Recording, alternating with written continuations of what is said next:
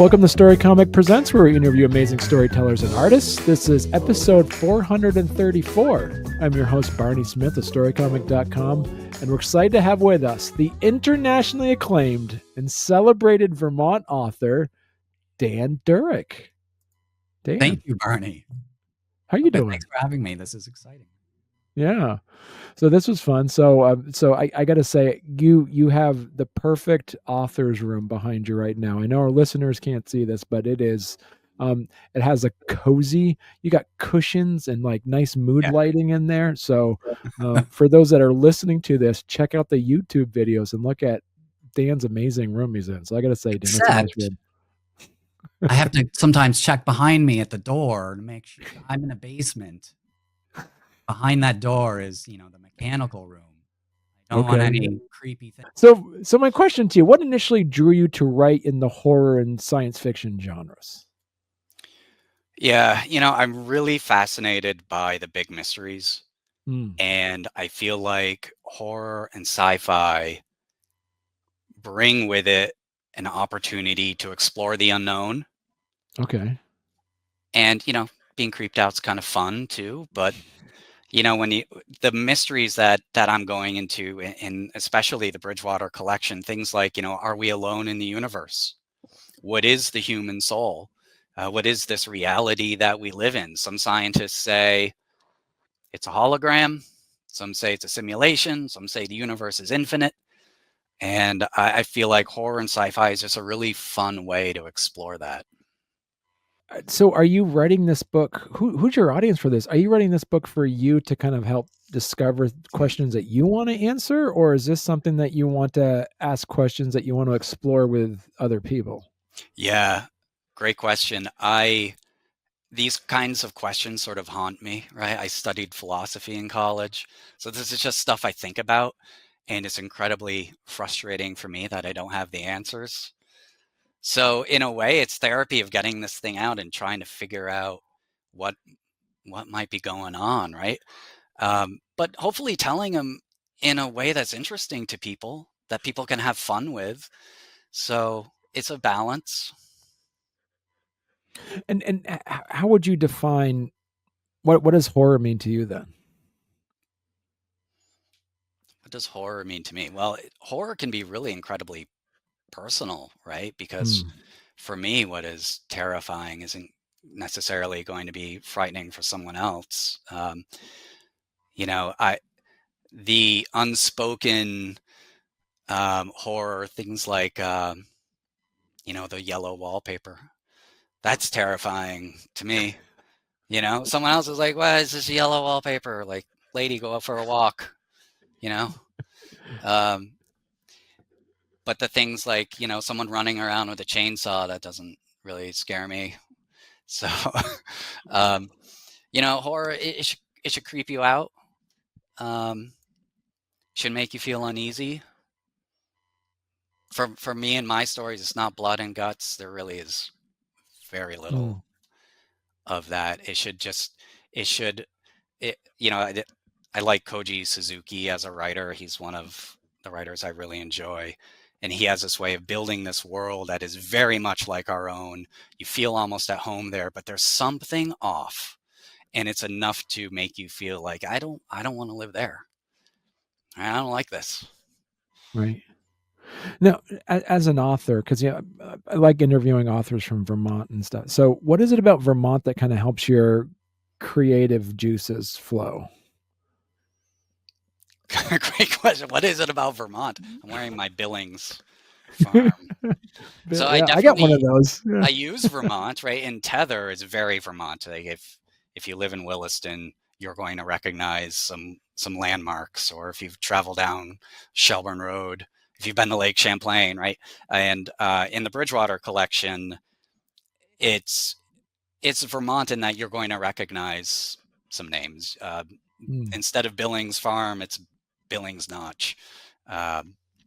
It's more like I've taken Cambridge, Massachusetts, and plopped it into Bridgewater, Vermont, which is just a small town.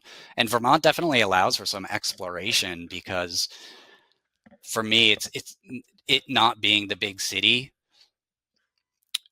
allows for more of the creepy crawlies in the darkness and the shadows. Dark Matter, as you mentioned too, because right now there's book 1, which is already out, Dark Matter. Book 2, The Mechanism of Collapse, as of this recording, will be out. Will be out this year. So for those that are watching this as an evergreen, you've probably already seen The Mechanism of Collapse. It's a Netflix movie, so you've already seen Yeah. it. So, and book 3, it's basically gonna be a 3-book series, correct? Well, the way I have it sketched, it could be 6. Okay. We'll see. Maybe I'm biting off more than I can chew, but and so Dark Matter, his blends horror with some cosmic mysteries. So what kind of inspired you for that unique combination? Yeah, I wanted to explore this alien phenomena, right? When I was writing it, there were government officials coming forward and they were sitting in front of Congress and telling them about their experiences and what they know. And that's incredibly fascinating because I don't know what the truth is, but whatever it is, it's going to be profound, right? And so I wanted to explore that with the dark matter. So in that, it begins with a scientist who jumps to her death. And then a detective comes in to explore what's been going on, and it feels open and shut, right? She jumped. But something's off, and it piques his curiosity, and he's exploring that. And meanwhile, there's another cop who is being harassed by these beings, and their paths cross. And so they're exploring what are these things? Who are they? Where are they from? Are they from here, somewhere else, another dimension? The future? Are they us? How long have they been here? So all of that is just a lot of fun to play with. And of course, I'd love to know the answer, but I clearly don't. But then, the series continues, and I explore other mysteries and try to weave them together and show how it might be all interconnected. So what kind of research did you conduct Yeah. to write about this? I've read countless books on the phenomenon. Jacques Vallée, who is a French physicist, worked with NASA. He has this whole series of books on the phenomena. I read those. I've read numerous books written by experiencers and what happened to them, which is terrifying, of course. And what's interesting then is you realize that, we could say the government's not telling us what it knows, but the phenomena itself is deceitful, right? Let's take everybody at their word, right? They say they're being taken by these beings, and it's not like they knock on their front door and say, hey, come on into our ship, let's fly around, right? They're being taken from their beds, and these awful things are being happening. And sometimes they're told things, right? Sometimes they're told, hey, this is what might happen in the future, or this is where we're from. But you can't take them at their word. You can't, right? The phenomena itself is deceitful, right? So you can't trust anybody in this. And I have some fun with that. And really, with the dark matter at the end, it challenges you to ask that question. Well, what would I sacrifice to have those answers? Right. And our two protagonists are presented with that question very specifically, and they make different decisions. Do you see yourself as the author going through either one protagonist or the other, or are they reflections of two aspects of you as a person? Well, I would say that actually the wife of one of the protagonists is more like my voice, because she's the detective is very skeptical of all this. This is crazy. This is insane. None of this is real. And it's his wife who's saying, hold on, that is not very intellectually curious, right? What, you're a detective, ask the questions, right? What is the evidence telling you? So that's my voice of just trying to get the reader to look, suspend your disbelief. There are people who believe that this is happening. Let's take them at their word, right? There are scientists who say something's going on. J. Allen Hynek, this is about, I read a ton, right? So J. Allen Hynek, physicist, was a part of the government's Blue Book investigation into the phenomenon. And he's the guy who said, oh, it's, you're looking at Venus through swamp gas. And that became the thing then for people to just discount the phenomena. Well, it's just swamp gas, right? But as he did his investigation, he came to really regret that. At the end, he said, no, there's something going on here. I don't know what, but something's going on here. And it's worth exploring. And so that's what I'm trying to get across to people through her, is just like, I don't know what's going on, but we got to look.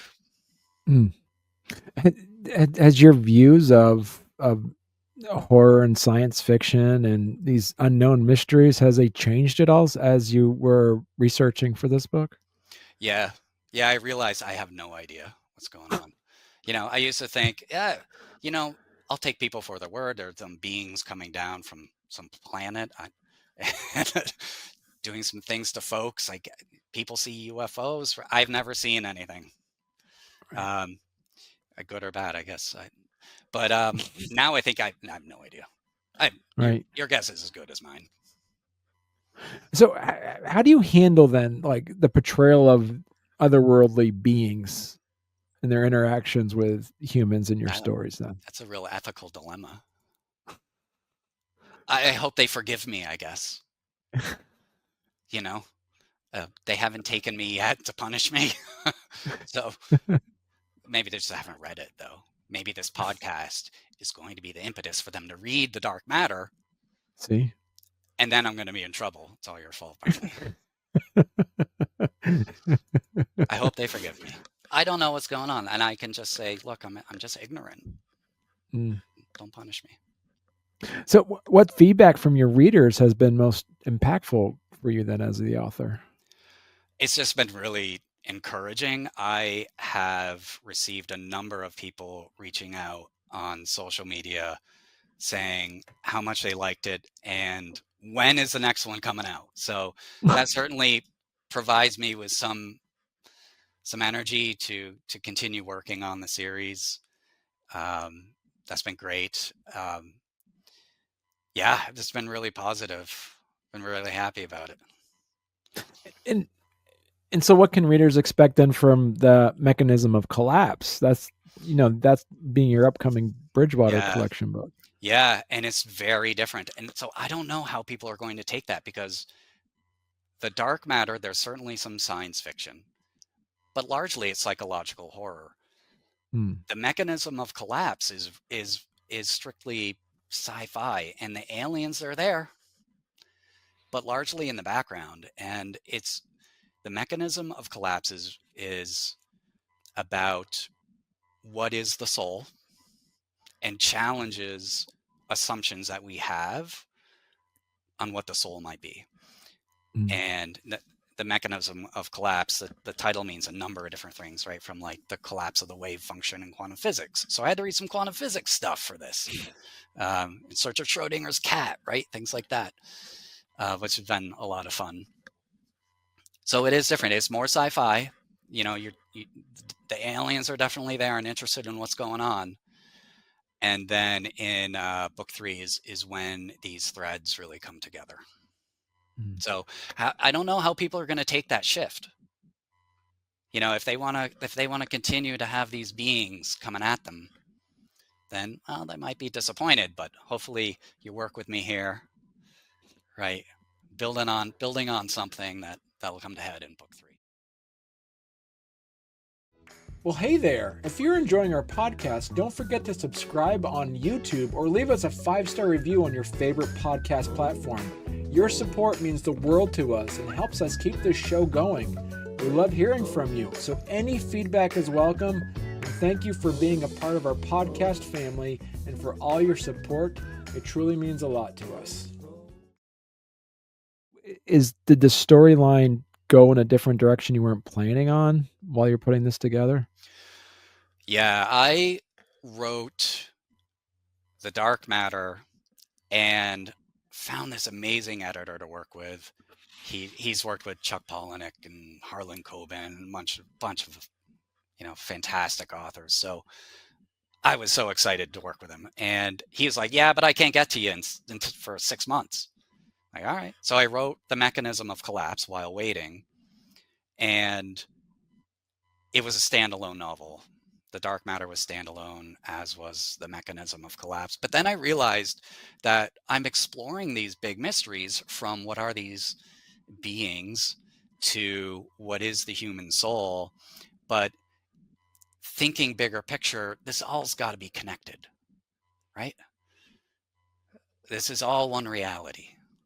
There's one story to tell. And that's when I decided, I've got the time now. I'm waiting for my editor. I'm going to go back and make some adjustments and weave these stories together. Now, when you put these together, were you, like you said, were you focusing more on themes or a character's journey, or did you want to build a world in the background first and then explore it?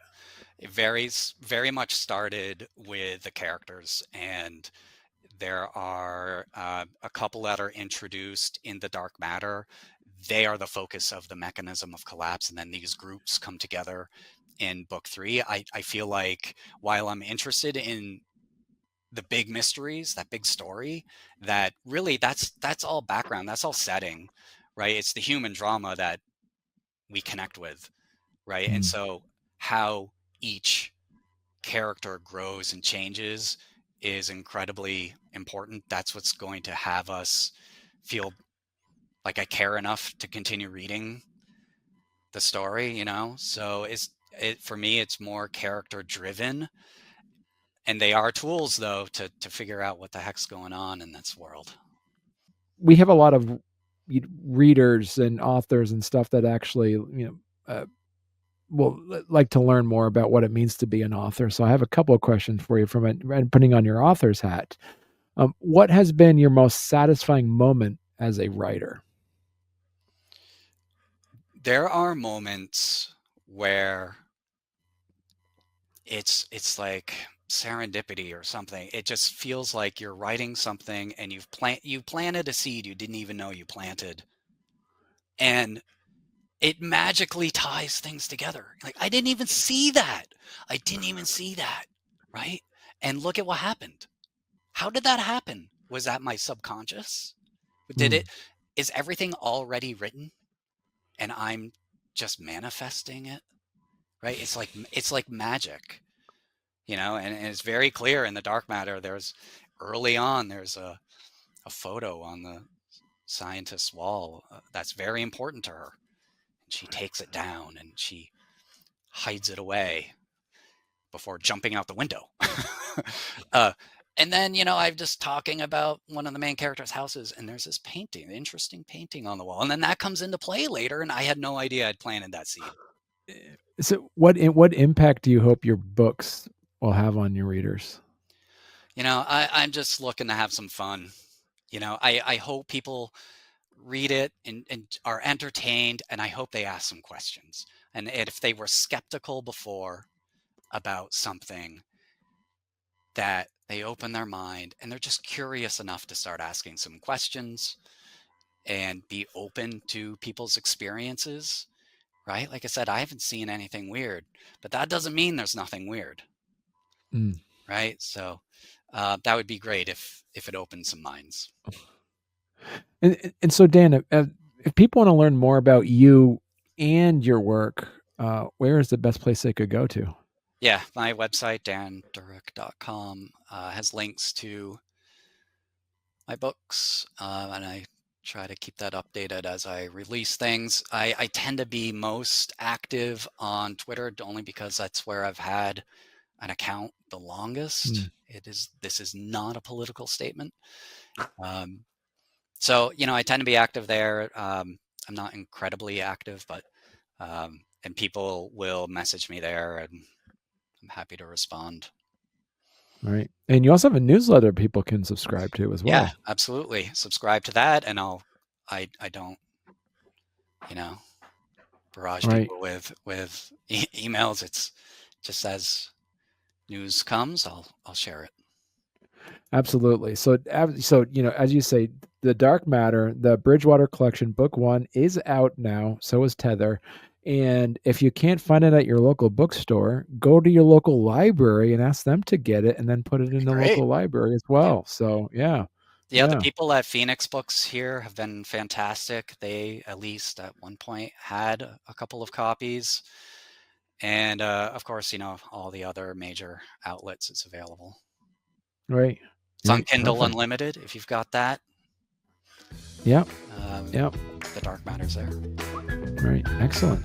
Thank you so much, Dan. And listen, you're going to have to come back on once you have your next book out. That'd be great. Absolutely. Yeah.